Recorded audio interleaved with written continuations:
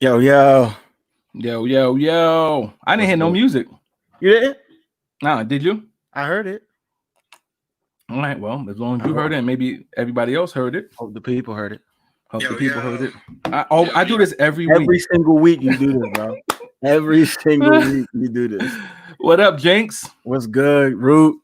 Oh man, it's some good and bad, man. We here. We We here. here, man. We're here. Before we get started, man, I want to give a shout out to our other partner in crime, Coco. She experienced death in her family, so she's in Alabama right now. So we definitely send our thoughts and our prayers to Coco, and she will be back with us again next week. I think she's watching.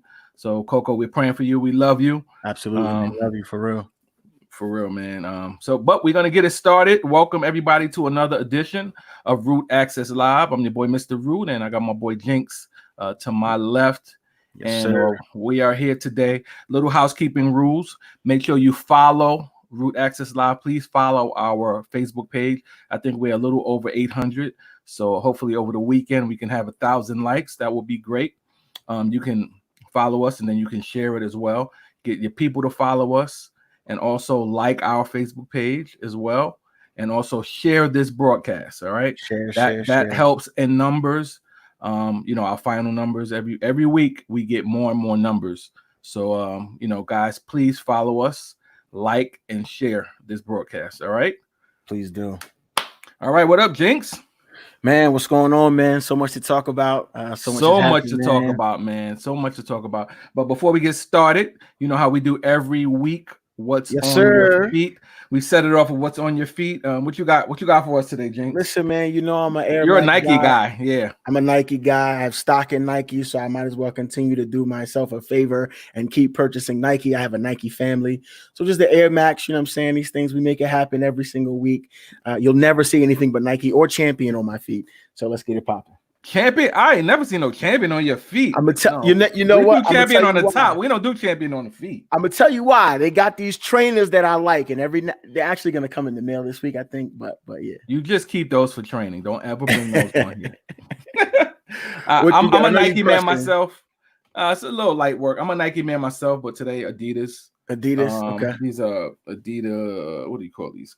Crescents. They're really good for running. They're very comfortable. Did you run today? I ran to the car. But I'm a Nike guy, and Adidas. I love Adidas, but my favorite Adidas, of course, is the Stan Smith Adidas. Okay. But every now and again, I'll switch it up. But yeah, that's the on your feet segment. But let's get started, man. It's a lot of hot topics. Absolutely. Our first topic will be today was the first memorial, because I believe there's going to be 3. Yeah. The first memorial for the dearly departed George Floyd. One thing I love about our people is no matter what the circumstances, we know how to celebrate. For sure. And although how this was so horrific, man, and the world saw it, the love is always still there, no matter what. People can joke around, they tell stories of George Floyd. They told stories of George Floyd, the likes of T.I., Kevin Hart, Tiffany Haddish, Tyrese Gibson, Bishop Hezekiah Walker, all in attendance, to celebrate a great man. And they were, and man, Reverend Al Sharpton, did he bring it home or what? He brought the eulogy, man. Yo, let me tell you, man, as I was watching this eulogy, I was listening to, him speak, and the point that he made about when George Floyd was calling on mama. Oh, listen, man. When he was talking about George calling on mama, and he said, I believe he was calling on mama because he saw mama with her arms outstretched, saying, come here, baby, because there's a place where they don't kneel on your neck. Oh my gosh. Where they don't kill you for being. I was like, oh, this. It was amazing. It was amazing, man, and it was effortless. And the thing is, like, this is the guy, man. He has seen too many of these funerals. Yeah, too many. Like and unfortunately, he's eulogized. Exactly. Yeah. Unfortunately, he has eulogized so many of them. Yeah, but I thought it was I thought his eulogy was great. One thing I noticed, and I kind of wrote this down. He said, "A man rises up from a single parent home and becomes the president of the United States, and you ask for his birth certificate because you just have to have your knee on our neck." And those points about having a knee on our neck, I mean, just to correlate that with what George Floyd went through in the final minutes of his life, it was just riveting, man. And what a way to bring that home. Definitely big shout out to Reverend Al Sharpton. And then at the end, I don't know if you did this, James.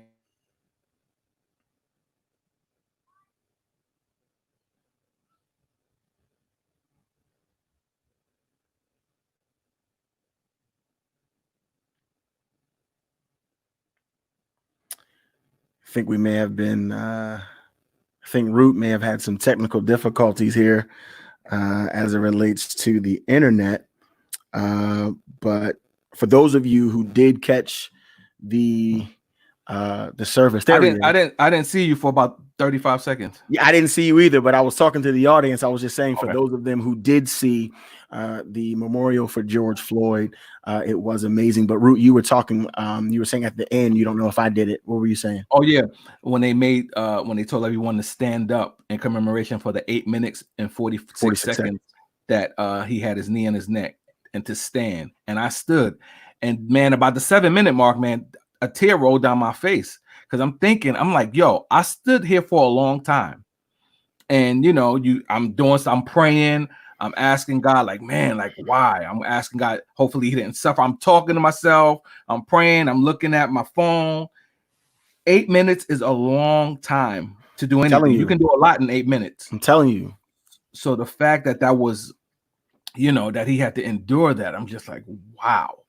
And I thought that was a good point as well, to kind of just remind people that this is how he suffered at the last moments of his life. And I mean, the least we can do is stand up and honor that. So, man, job well done. Job well done. I mean, I appreciate, even in the midst of this pandemic with the COVID-19, I appreciate the professionalism and also the way that the celebration went.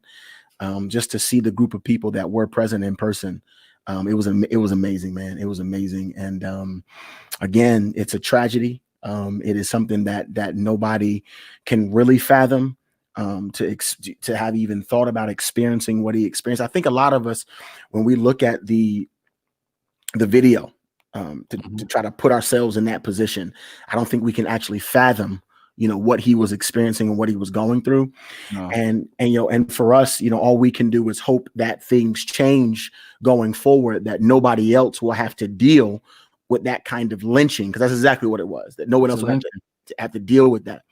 And speaking of that, I'm excited to be able to say to all of us that the 4 officers that were involved in this lynching have now been arrested. Yep. And we have Derek Chauvin. His charges were upgraded from 3rd-degree murder to 2nd-degree murder. And we have the other 3 officers. They have been charged with felony aiding and abetting. Or aiding and abetting. Yep. So I'm definitely excited about that. We have a long road ahead of us, but that was one of the first steps in getting justice for the Floyd family. And so I'm excited to be able to announce that. It's like bittersweet. It doesn't bring him back, but it definitely shows that we're trying to move in the right direction. And it's so crazy, man. I too, like you, shared those same sentiments yesterday. I was just like, thank God. And then when I saw that the charges were upgraded, I was really like, thanking God for that. But then I thought on the flip side, like, the fact that we're celebrating this, and it's really not a conviction yet, but right, the fact that we're celebrating stuff like this, it's just crazy, because it should be an open and shut case. Like, they should just be put in jail right now, because saw it.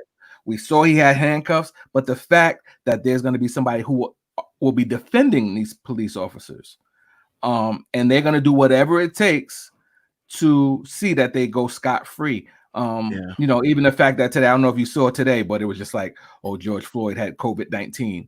And it's just like, yo, he's dead. Like, what does that have to do with anything? But trust me, they're going to put that somewhere in their case.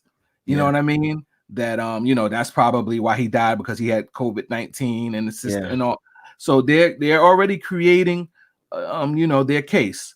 Absolutely. And it's sad that a small victory like such as a charge it seems like a big victory. It is, man. It is extremely sad. And it just goes to show you that we have a long way to go as it relates to the justice system and how they view African Americans, specifically African American males. And this is not to downplay, because, I can't even say African American males. It's African Americans in general, because we have seen not just males, but females be taken advantage of in the same way. We've seen it. So it's just African Americans as a whole. It's a shame that in 2020 we are celebrating an arrest of individuals who committed a crime that the whole world has seen.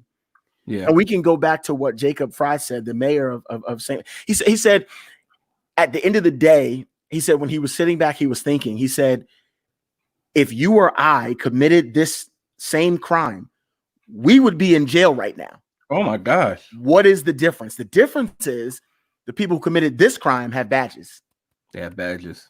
And so that is something that should not separate us as it relates to being, arrested or not. I don't care what badge you have. If you're guilty of a crime, you're guilty of a crime. It doesn't matter. You're guilty. That's it. And the thing is, a lot of people don't know there's so many laws set in place for police officers not to get arrested. And, a lot of people don't know that, but this is why that we keep having these type of disparities between common folk and the police officers, because they can pretty much do anything and literally get away with murder because they are police officers. It's these old laws, man, that go way back, even during the times of, maybe a little bit post-slavery, but during slavery time, because that's all it is, man. The mentality that a lot of these guys have, it's the slave mentality. It's the slave master mentality. It is. And the sad thing is, there's a lot of minorities have that same mentality because they have that badge. You're exactly right. It's terrible, but that's the truth. The truth is, like, many people have that slave mentality, and it's a shame. But we've got to, we've got to do something to try to break it, man. We have to. Yeah, we have to.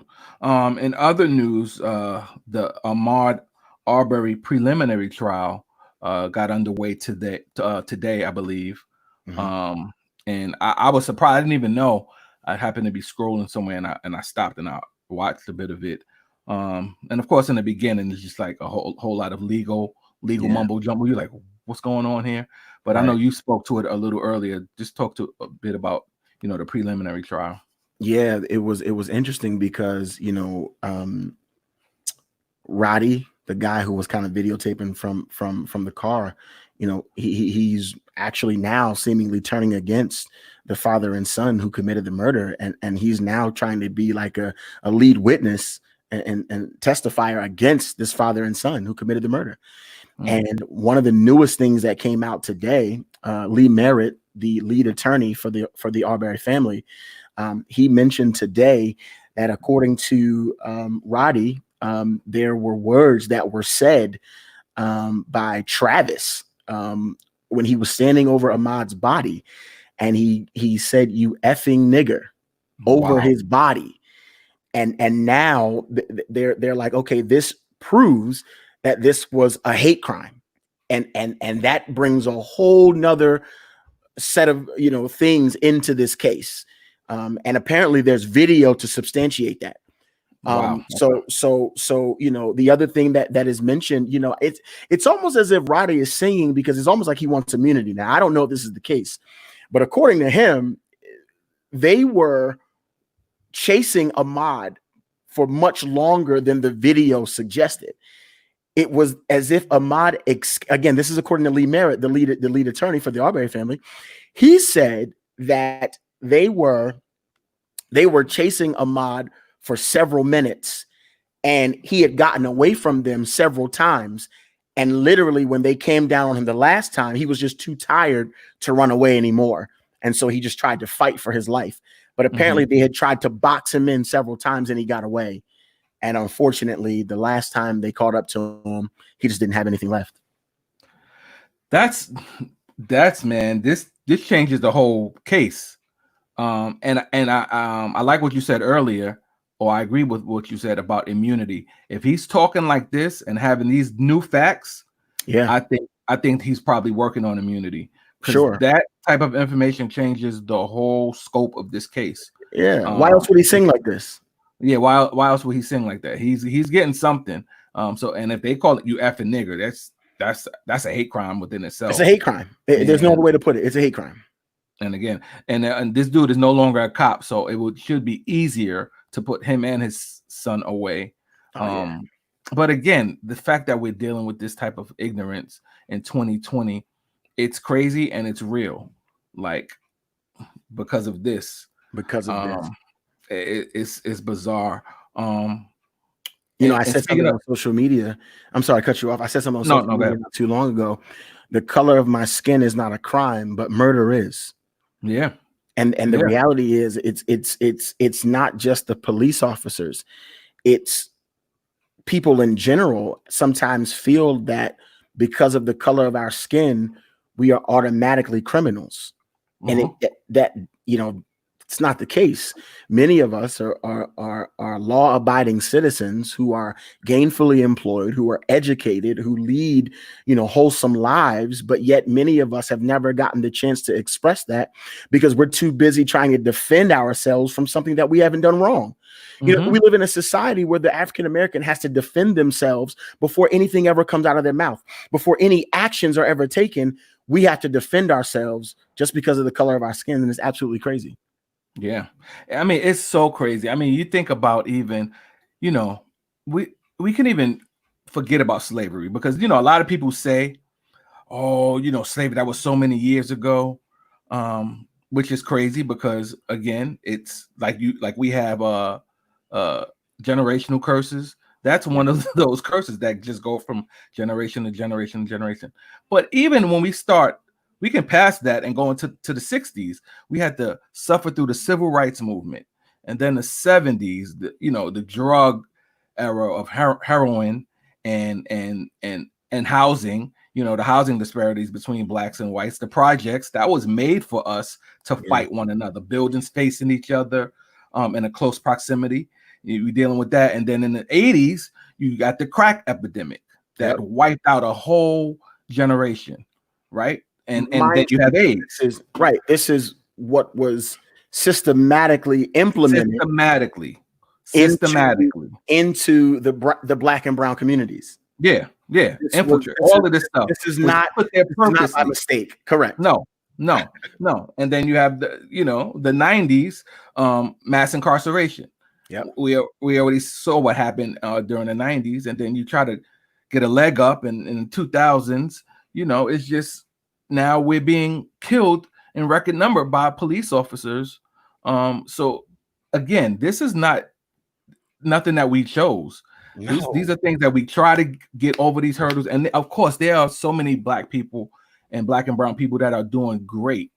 But Absolutely. For the most part, they, the job of the man, which is, a lot of people say, white people, but it's these old white men that that set this up. You know what I mean? To put this into place that they don't want to see us succeed, and that's just it. And we're not making excuses for it. Jinx and I, we both do well for ourselves with family men and all of that, but we can leave here right now to go to the store and we can be George Floyd. I'm telling you. White men our age, they don't have to worry about that. They don't. This is the crazy thing is they don't. They do not have to worry about this kind of oppression. They just don't. They can, when they leave their homes, they don't question whether or not they're going to come back to their families. And for us, we used to, I wish that we could say, I'll never do anything to put myself in a position to be like, I don't have to do anything. No, I don't have to be doing wrong.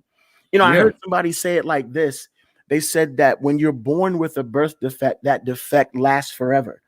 And I heard somebody say that America from inception, from its birth, this is a defect. This is a birth defect that America was birthed with.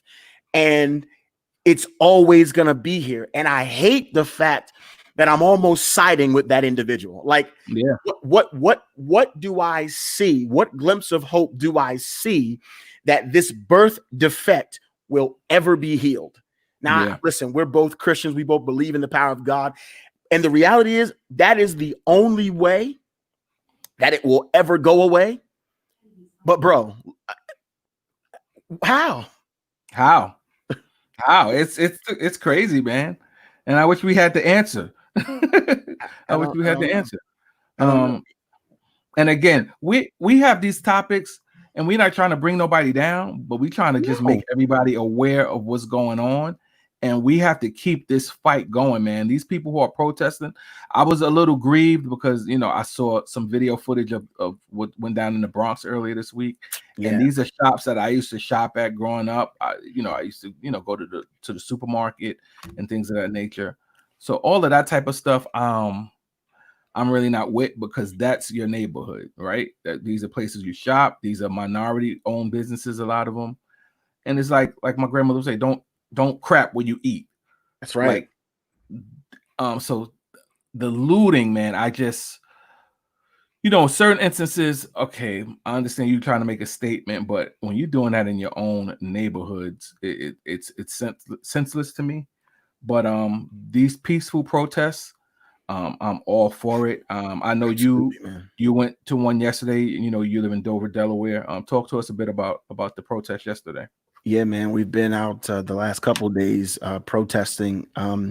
It's amazing to see. The first day we were right at the Delaware State Police barracks, the headquarters right in Dover, and we literally were standing and protesting right in front of their building.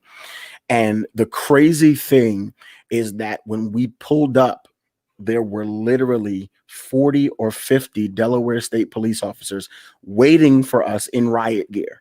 They were waiting for us with their batons. They were waiting for us with the dog. They were waiting for us with their rubber bullet. I mean, they were ready to go. It was interesting because the chief of police for Dover called my phone and said, "Pastor Jenkins, what are your intents tonight? What is the intentions rather, or what are the intentions of this protest? What are you looking to do? We don't want you guys to shut down the roads." And it was interesting because it was like, as long as you all aren't inconveniencing us, we're okay. But as soon as you inconvenience us, now we're going to have a problem. And I let them know we have no desire to riot. We have no desire to loot. We have no desire to cause any kind of destruction. But we have to do something to allow our voices to be heard.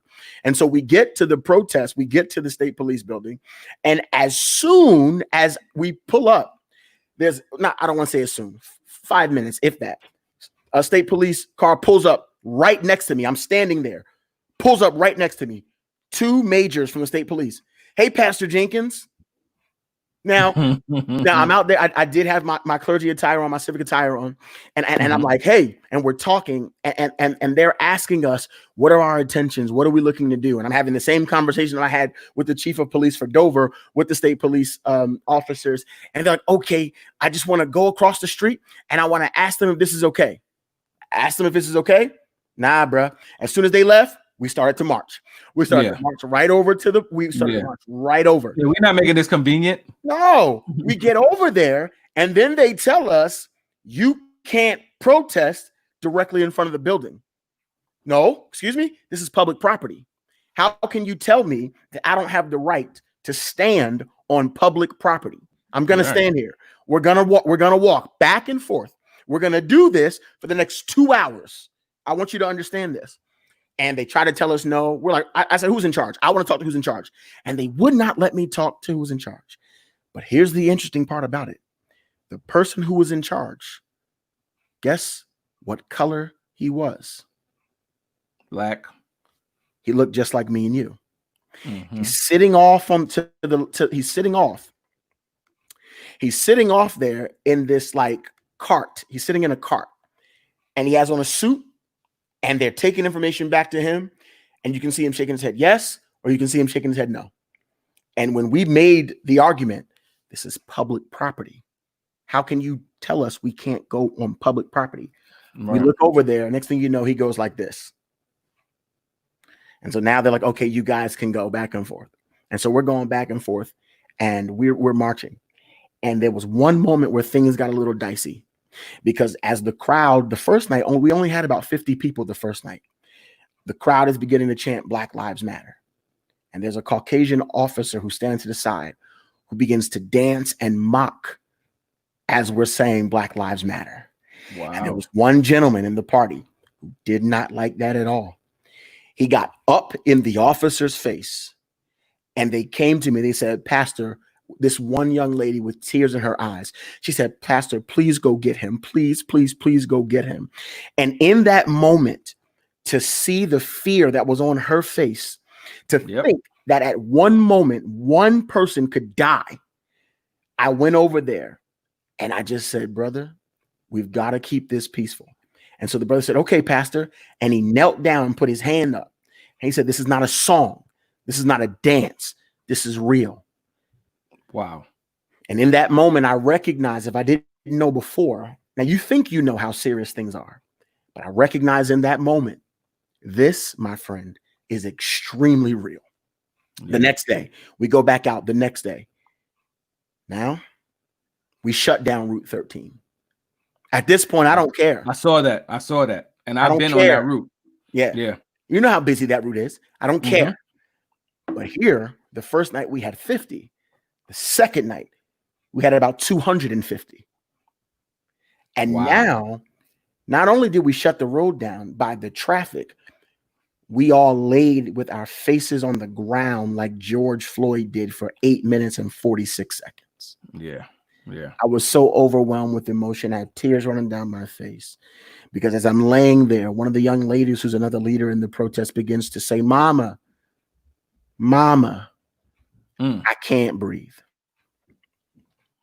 Tears begin to run down my face, and all I can see now is the video of this man kneeling on George Floyd's neck. And I felt so empowered. I said, we've got to do this. Although they said we're not supposed to shut the street down, we're going to shut it down. We're going to shut it down. Man, we shut it down. And we forced the Dover Police Department to block off the road for us. Wow. I saw some of the pictures, and your wife is saying post some of the pictures as well. And it was very powerful. I saw the one with you on the floor, on the ground, and some other ones. That's powerful. And again, that officer mocking, that's how they feel, man. A lot of, and this is not everybody. Let me set the record straight, because we have many Caucasian brothers and sisters who are allies, who are in the fight with us, not just now, but even during the civil rights era. We've always had those allies, but I'm talking about those who are in position, and who, there's some people who just don't get our plight, and some people who just don't care. They get it, but they don't care, because it's not, it's like, it is what it is. You're black, I'm white, I'm superior to you. And that's that type of attitude that officer showed. But again, how much can we take? Like that brother who did that, and that's the crazy thing. It's like sometimes people are thinking like, yo, I'll give up my life right now, but you're not going to disrespect this movement. Disrespect. Yeah. And that's the thing, because we have feelings. Like a lot of people say, oh, you shouldn't get up in the cop's face, just respect their orders. Sometimes you get tired of being sick and tired, because at the end of the day, I'm a man. Yeah. And you're not going to talk to me any kind of way, and you're not going to treat me any kind of way, because I'm a man first. Right. So the crazy thing is that at the end of the protest, so my wife was there, and so she starts talking to one of the higher ups in state police, and she's like, look, for what it's worth, I want to make you aware of the individual that was dancing. And she points out the individual, and the excuse that this officer made for his subordinate was out of control, so ludicrous. He says, well, you got to remember, we've been on our feet all day.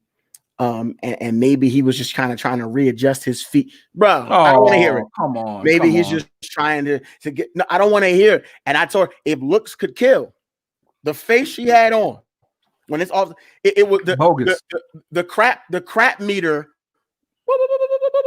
It was to the highest point. Yeah. This is crap. Like this is terrible.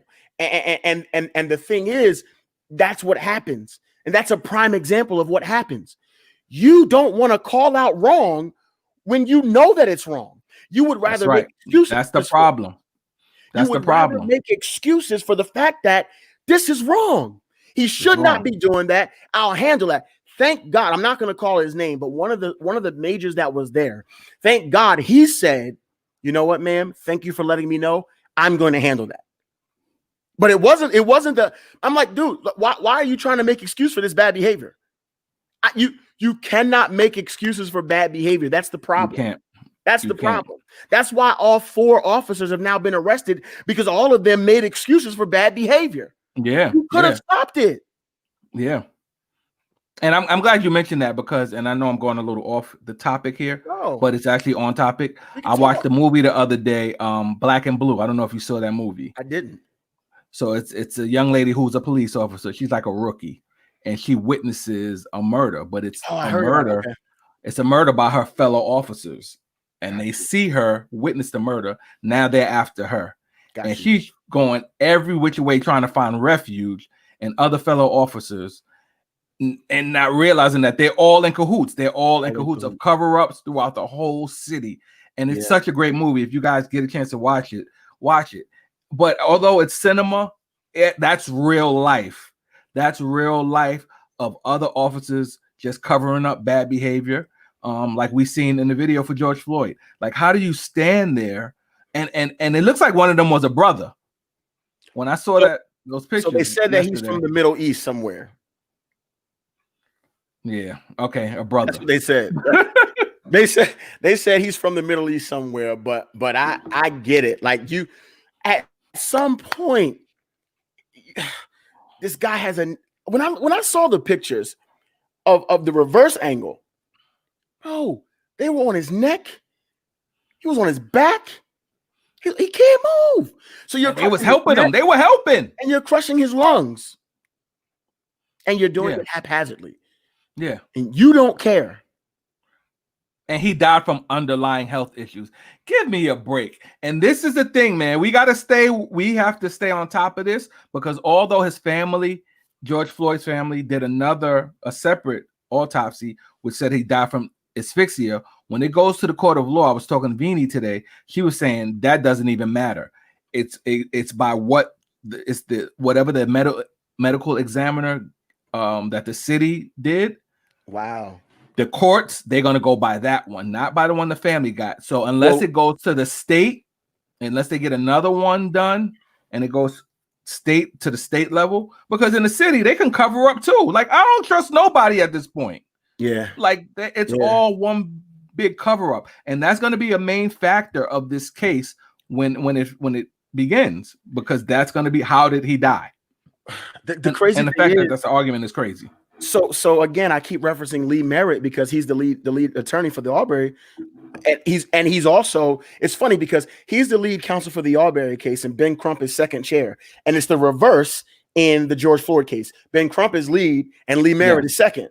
And correct. So Lee Merritt was also talking about the George Floyd case, and so Lee Merritt said that the new attorney who is leading this prosecution is actually going to take the second autopsy into evidence. He's going to utilize that. Oh, really? The one that the family did? Yeah, that he's saying that the independent autopsy is going to be used.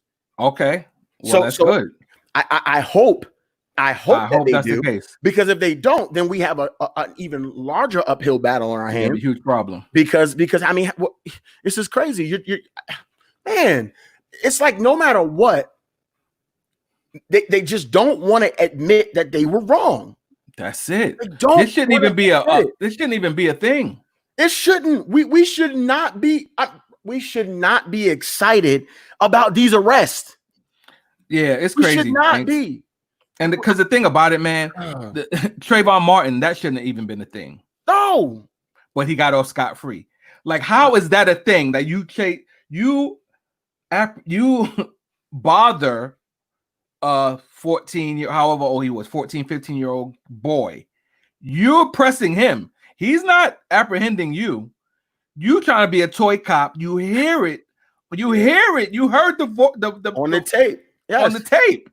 Oh yeah, he looks like he's up to no good. Yeah, like what? So you're judging him Oh my God, that just reminded me. Speaking about the father and son who killed Arbery, you know what the father said? The father said, "No, I didn't see him doing anything evil, but I perceived that he was up to no good." You can perceive things now? So now we got prophets. They Now prophets. right now you listen to this. Listen to how you sound. No, I didn't see him doing anything, but I perceived that he was up to no good. Why? Yeah. I can tell you why. Yeah. Because of this, because of the color of his skin. And now they say the officer's on suicide watch. I didn't even hear that, but they said that suicide watch. Sure, he is. No, don't commit suicide. Live in this, bro. Yeah, live in this. Because guess what? A week and a half ago, you was big guy. You was big guy with your looking in the camera. Don't commit suicide. Why are you on suicide watch? Why? You good? Because if you're not guilty, you'll beat it, right? Nah, because you know you were foul. It's crazy, man. The fact that we're still dealing with stuff like this in 2020, and this is what the people who killed Emmett Till, they got away with, and it was, open and shut, and you saw what they did to him. That's why the mother left the casket open. Right. The fact that we are still in this place where things like this aren't open and shut, it's a problem, man. It's a big problem, and people walk around thinking that we're being all angry black man, angry black woman. Like, we got so much to deal with. We have so much to deal with, and we try. Man, I think black people are beautiful, man, and we're very forgiving. I love being black too, even with all of this crap. Because I love being a black man. You know why? Because you kill us, but you love our culture. You love our music. We're gonna keep it a buck. You love our women. Yep. You try to be us. Your women love us. Your women love us. So the reality is, you're it doesn't even make any sense. It doesn't make any sense. And so but you know what? I would not change the color of my skin, my heritage, my culture, anything, for anybody. Nope. Wouldn't change it. And I want to give a big shout out to Jay-Z, man. He and a lot of people on social media, they have a lot to say. People was like calling him out and others out.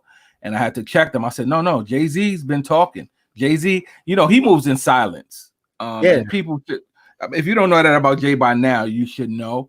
But he took out a plethora of ads in major newspapers across the country, just basically praising George Floyd and in commemoration of George Floyd. And in the ad, it was a speech from Martin Luther King Jr.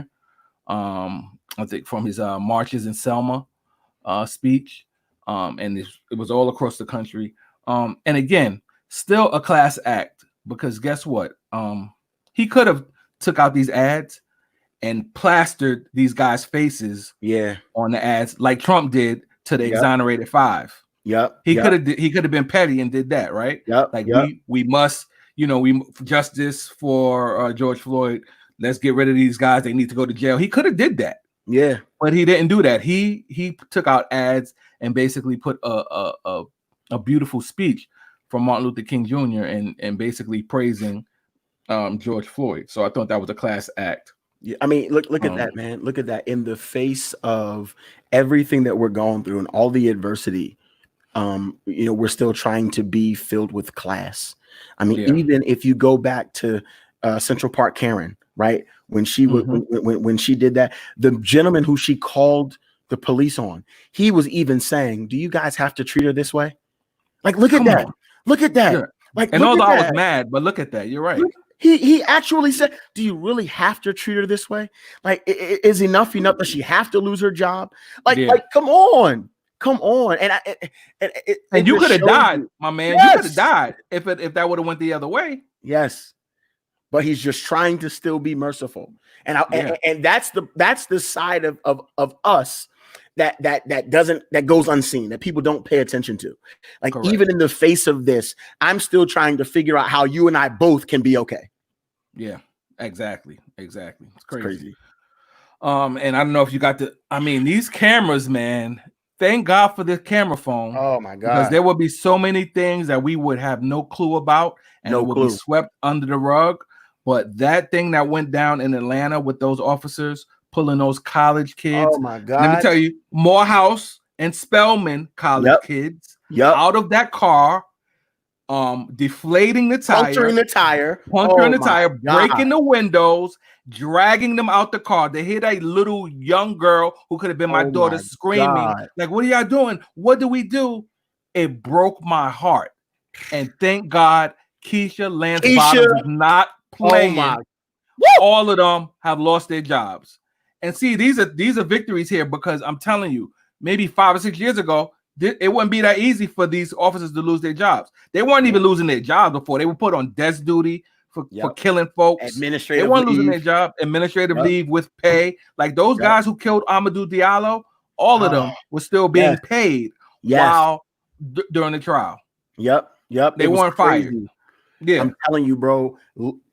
Keisha, listen, she is trying to set the tone and the precedence for each city in America and how mayors should respond to this kind of behavior.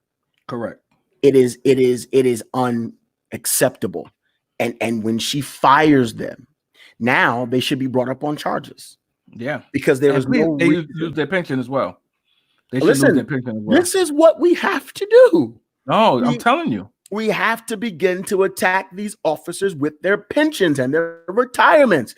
I guarantee you, if we stop using taxpayer dollars to settle these lawsuits and pay these lawsuits, and we start taking it from the pensions, I bet you they'll think twice about doing it. They'll think twice. I said it on last week's show. I bet you they'll think twice. I bet you. Yep. And thank you, Tahira Jenkins. Remember November. That's what all I'm saying. Our primaries were on Tuesday. We voted. But on the flip side, I didn't see a lot of people. Now I don't know if it's the time that I went or what.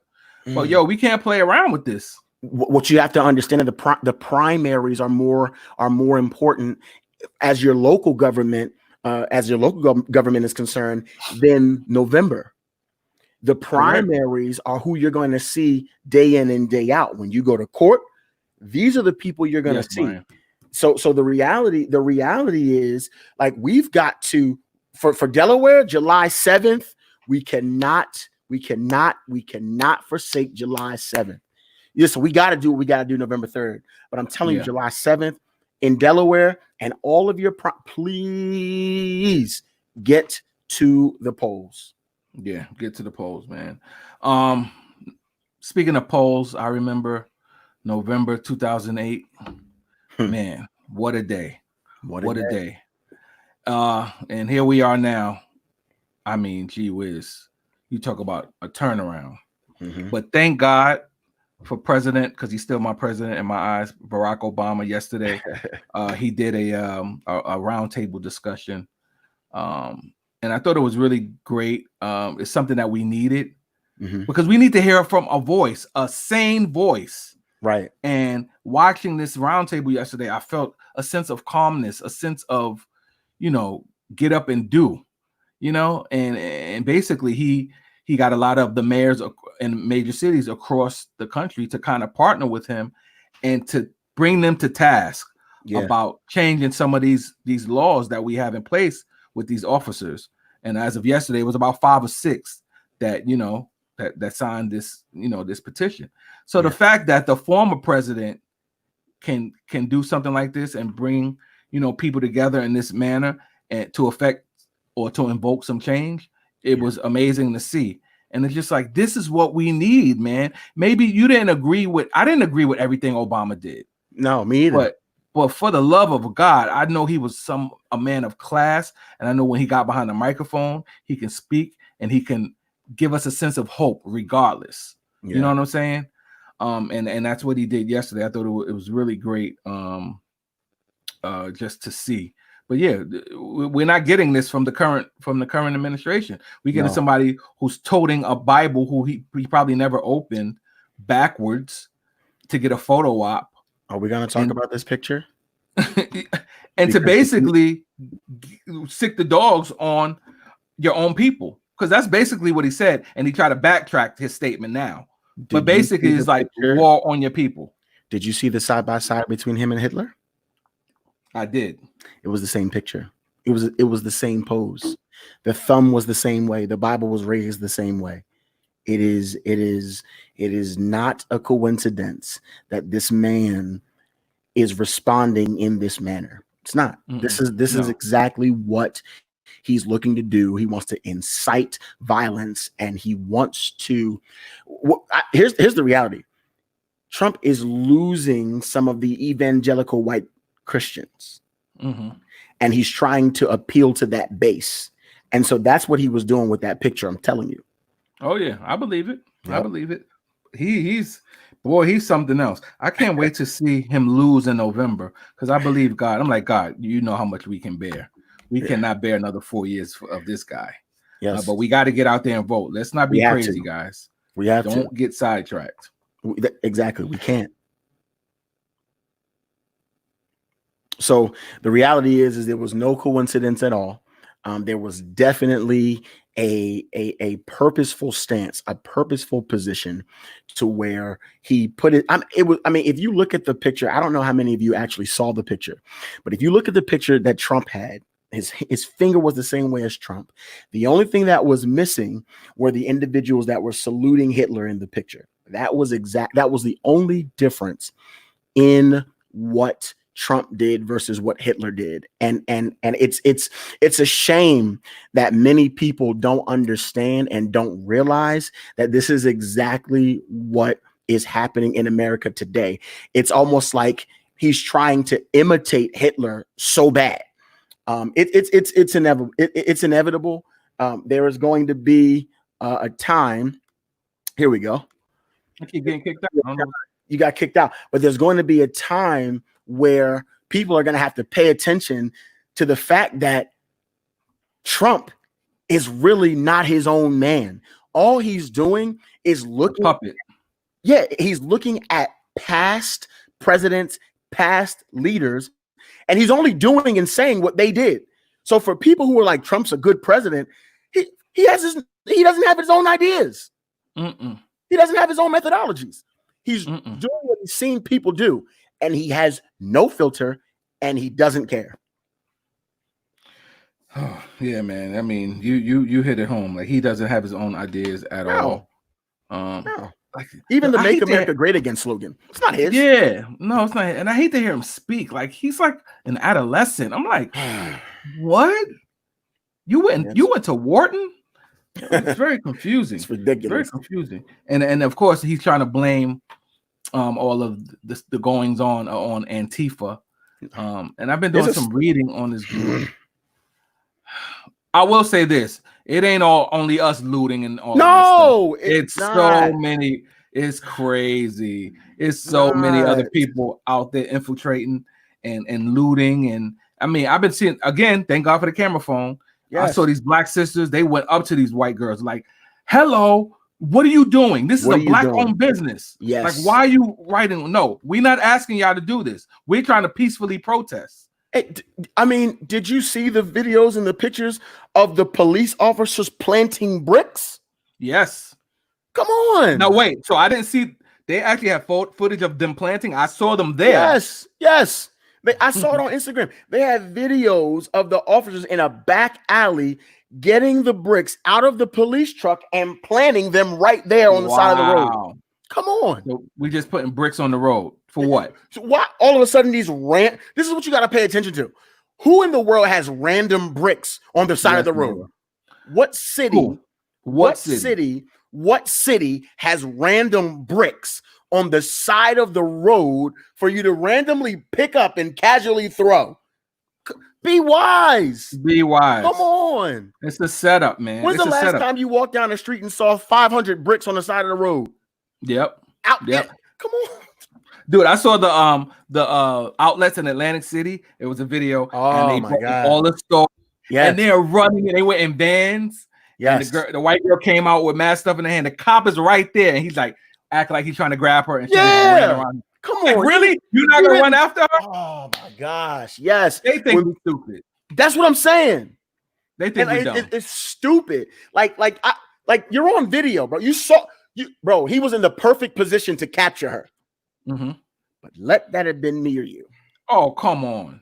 The guns in the Billy Club. Guns would have been out. Ready to go. This. He was like, I was Trying like, to oh, you grab grabbed her for air, bro, Come on, and you're not gonna chase man. her? It's crazy. It's We're ridiculous. crazy though.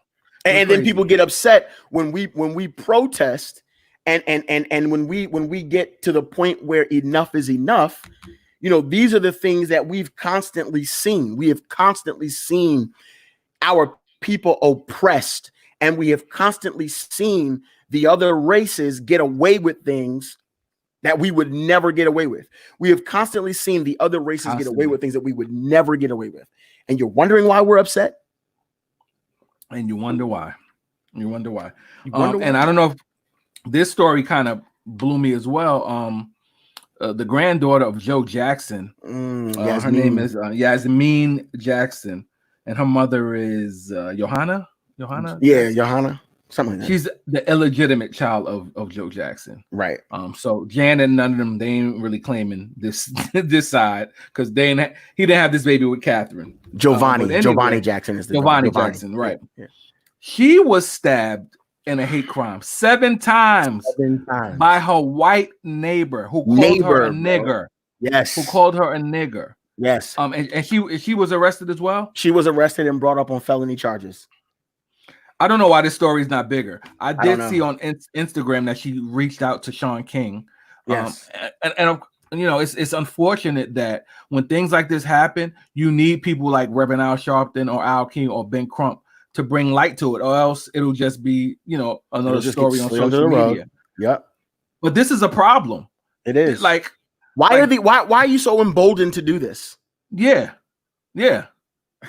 Like, it's just crazy. And I mean, the cuts and bruises on her was crazy, God. Man. They really tried to finish her. That's like attempted murder. That's exactly what it is. She got booked on felony attempted murder charges. Absolutely. Okay, that's exactly what you tried to kill this girl. You tried to kill her. Nigger this and nigger that. So hopefully this story will be brought to light. But yeah, man. I mean, her face. If you go on Instagram, I don't know exactly. I'm sorry. Let me correct the charges. She was initially charged with felony battery with a deadly weapon. Yes, I knew that. I saw that. But it was now updated. Okay, it was attempted murder battery with a deadly weapon and a hate crime because she called her a nigger. Come on. This is not the 60s, ladies and gentlemen. Like, what the heck is wrong with these people? And the fact that it's her neighbor is bugging me out. To me, this is premeditated. Yeah, of course it's premeditated. I hate living next to this nigger black woman. Is that not a fair assessment? Exactly. Like, come on. I mean, that should be open and shut as well. Should be open and shut, bro. Open and shut. And I don't know. I know that this wasn't on our top, but I know you heard about it. And I'm sorry, but when you brought up the 60s, I had to bring up what Drew Brees said. Yeah, I don't know why I didn't have that down. I have to bring it up because you brought up the 60s, and that's what reminded me of what Drew Brees said. And he plays for the Saints, guys. For those of you who don't know, moronic statement. Yes, Drew Brees, the superstar quarterback for the New Orleans Saints, who has every record possible in the record books, the most touchdowns. It's crazy. He gets on Yahoo Finance yesterday, and they ask him the question: with everything that's going on in America, do you expect people to protest during the national anthem and take knees? And instead of him sitting back and realizing what's going on, this man actually says, I will never be okay with someone disrespecting the flag and taking a knee during the national anthem.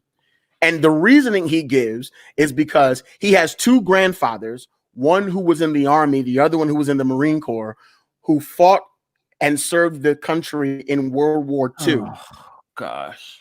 And he says that when he hears the national anthem played, his mind goes to them, and he's oftentimes moved to tears. But not just them. He's reminded of all the people who fought in the civil rights movement back in the 60s. And what we should do when the national anthem is played, we should all stand there with our hands over our heart in solidarity and show that we're a united front and we won't let these things divide us. Bruh. These people care more about their dogs and their damn flags than they do Black Lives. And that's what kills me about it. That's what Bruh. kills me about I like, yo, for real, man. This stuff gets on my last nerve because again, like, come on, it's a flag. Like, are you that dumb? Like, I'm sorry. Bro, do you realize that you are telling me that I cannot do what we went to war for, which is for me to be able to uphold my constitutional rights? Like, give me a break. You're talking about your mind goes back to how your grandfathers were fighting for America. Do you not realize that the same African American grandfathers of all of us would come home from the same war that your white grandfathers were fighting in and still had no rights? They had no rights and oftentimes were killed because they wore the same uniform of your grandfather. Give me a you break. want to talk about how your mind goes back to the 60s? If your mind goes back to the 60s, then you should not have a problem with us protesting now, because newsflash, some of the same crap that was happening back in the 60s is happening in 2020. Now. You're stupid. And you should really shut up. And like Shannon Sharp said, you should just retire right now. Nobody respects you. Nobody wants to hear your mouth. Pissed. Your teammates are pissed. Malcolm Jenkins. Oh my! Shut your mouth. Like you listen. I'm so. These upset. dudes are looking at you sideways now, bro. He should retire because, I'm again, so upset. And there's nothing worse than thinking you cool with somebody and that they understand your plight, and then you hear stuff like this, and you be like, you know what? This is why I can't rock with you. This is why I can't trust you, because I know how you really feel. I know how you really feel. That's how you really feel. And to Lonnie's point, his apology was terrible, and it did make it worse. And the reality is I'm going to tell you like this, and because I can be on this topic for a whole nother hour. I'm going to completely digress, because Max Kellerman on ESPN's First Take said it best. He said, we got to pay attention to this. He said, people are all up in arms at what Drew Brees said now, but he read a quote from back 2016. Guess what Drew Brees said?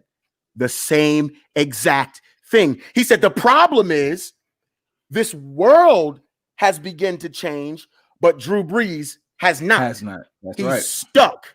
And this is who he is. Yes. And that's what we need to pay attention to. This is who he is.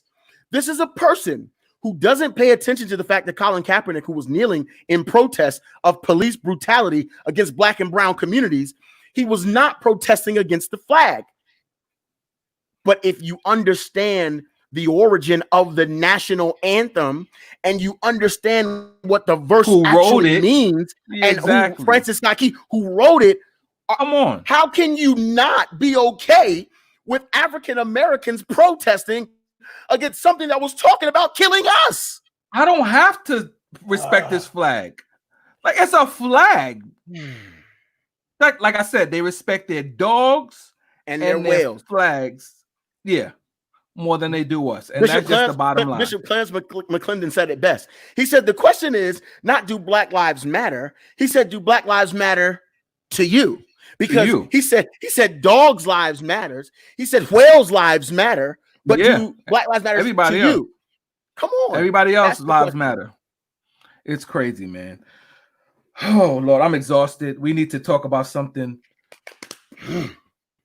less It's ridiculous, man. It's heavy. It's heavy, man. Less heavy. Thank you. That's the word I'm looking for.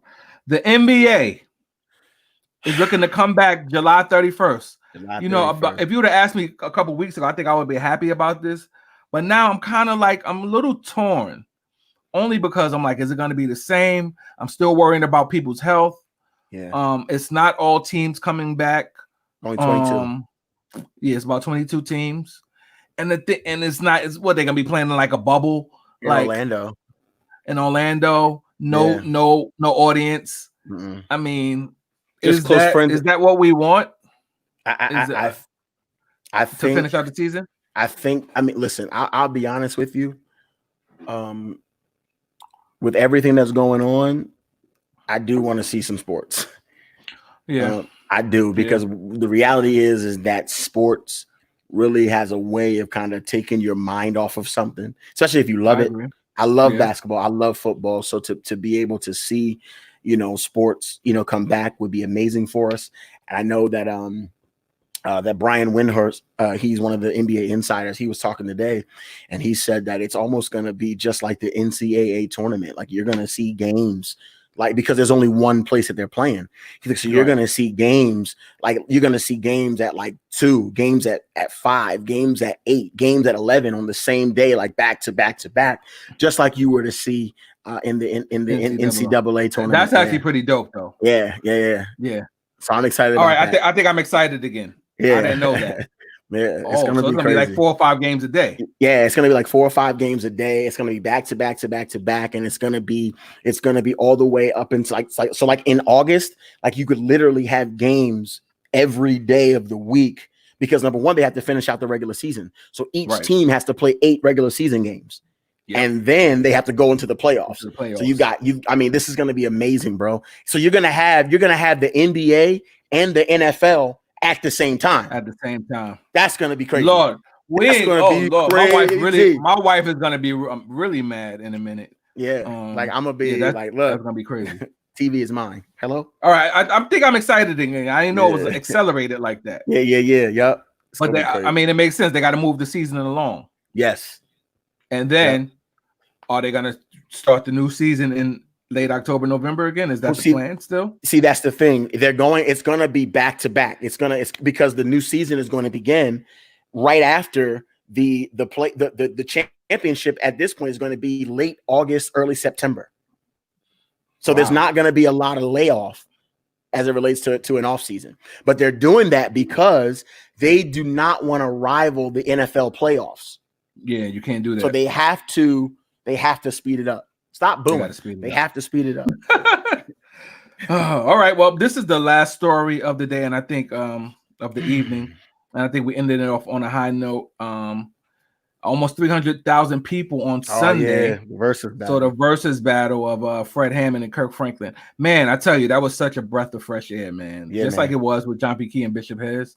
Yeah. Like this was really dope, to start it off with a prayer from Bishop Jakes. And what I loved about it is that Swiss and Timbaland came up with this idea. Although, I've been saying it, way before. Right. Who am I?